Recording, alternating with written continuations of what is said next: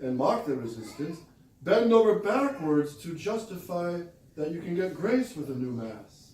Archbishop Lefebvre never played these games. And he condemned the new Mass. He condemned the heresies of Vatican II. And he went on to say it poisons the whole text. All the documents of Vatican II are poisoned by these errors. So it's really sad for us to see these good bishops that chosen by Archbishop Lefebvre, to see them slide and crumble. But pray for them. Pray for them all. Maybe if we were in their shoes, we wouldn't be much better. But pray for them. And what a mess we're in, isn't it? The state of the apostasy. Everything Our Lady foretold, we're living through it now. And we can't be too far from the bottom of the barrel. I don't know how much worse it can get. I guess the next step would be open persecution against the Catholic people, faithful to tradition. That would be the next logical step.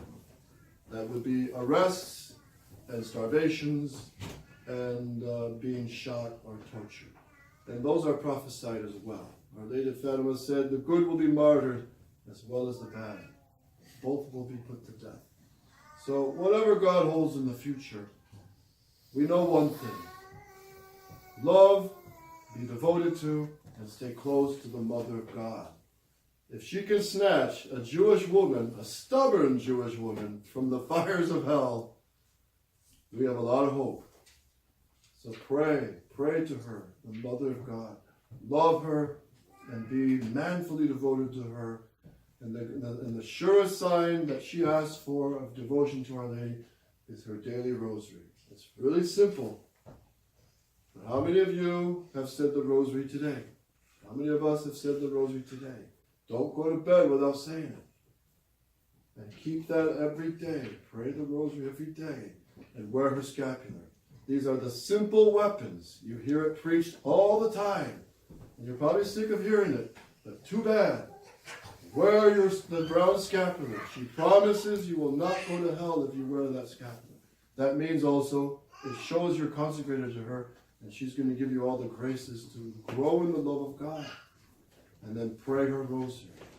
One day, she told St. Dominic, holding the rosary and the scapular, one day, through my rosary and scapular, I will save the world. How true this is when the Mass is being less and less available by priests who are less, the fewer priests who are still faithful. And we can hardly find a bishop that still stands like Archbishop Lefebvre. Show me one. Show me one. I know one who might be speaking like that, but there's a lot of smoke around him. But hopefully Our Lady will clear this. If he's really of God, let it be clear. And let it be known. And let it be clearly the hand of God in it. So let's turn to the Mother of God and ask her in this Mass, what's going to happen here very soon, children? What does your catechism say? What is the Mass? The Mass is the sacrifice of Christ on the cross reenacted on the altar. That's what the Mass is. So where Jesus is crucified, who's always there? The Blessed Mother. Look at the miraculous medal. You got the two hearts and the cross and the M. The Virgin Mary always near the cross. Always. So that means Jesus Christ the King will be very soon right here on the altar for real. For real. Even the Freemasons know this. They pay big money to get hosts. Even the devils know this. They fear and tremble before the Christ the King on the altar, very soon to come down. But where our Lord is also the heart of Mary. So that means Our Lady will come into this house, along with millions of angels and Christ the King. What a privilege for this house, and for all of us, to kneel before Him.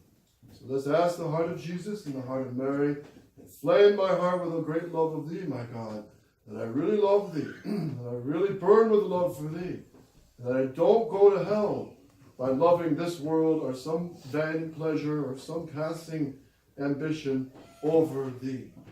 For this we got to fight and pray. O Mary, conceived without sin. Pray for us. Mary, conceived without sin. Pray for us. Mary, conceived without sin. Pray for us. Father, Son, Holy Ghost.